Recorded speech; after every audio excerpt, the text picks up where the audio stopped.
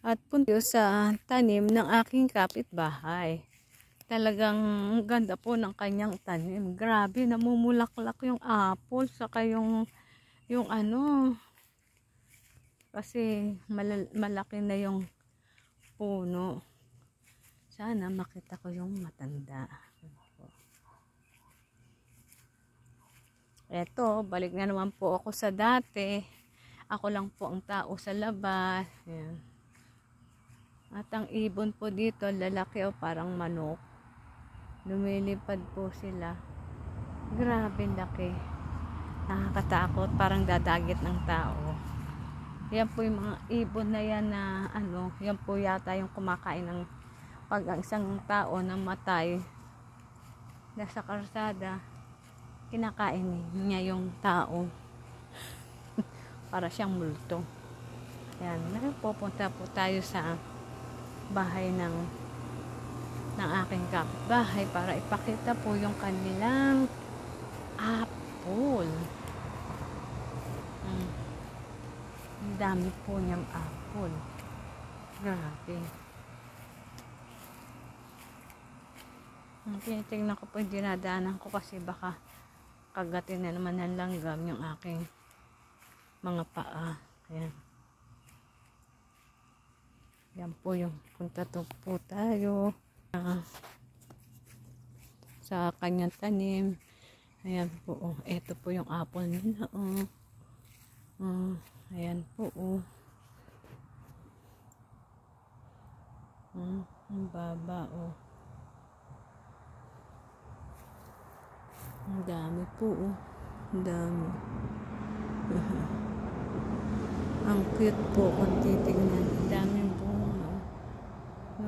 Namumukadkad. Meron din po silang pear. Dami oh.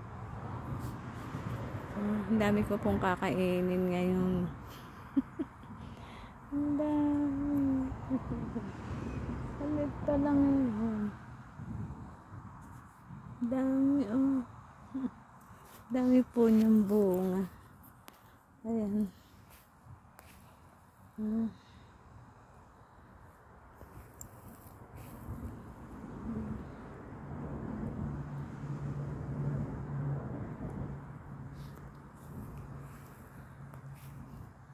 Ang dami pong bunga. Oh, kasi nakakatawa. Ano kaya itong bulak-bulak na ito? Ano kaya yan bunga? Dami po. Dami. Tapos meron po sa likod per. Tapos ito po naman. Ito ay ano ba yun? Blueberry. Dami po. Blueberry.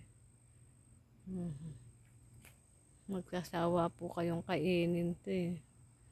Blueberry. Ngayon po, green pa lang po yung bunga niya. Green pa lang.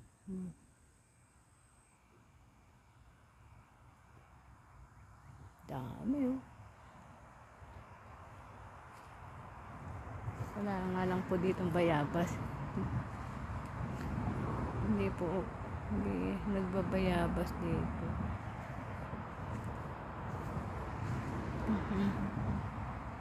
Ewan ko po kung ano ito. Yung bulaklak na yan. Hindi ko. Ang dami.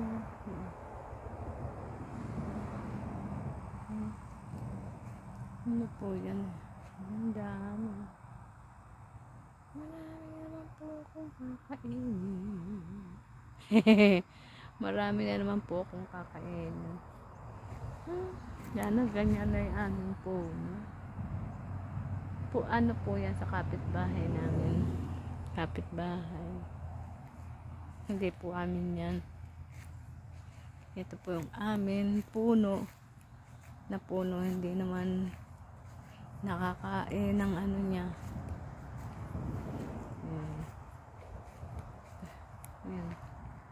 At aming storage building. Ito po yung ginawa po niya. Ayan. Sayang. Sana meron kami cherry. Ah, merong blueberry. Ah, iba po yan, iba.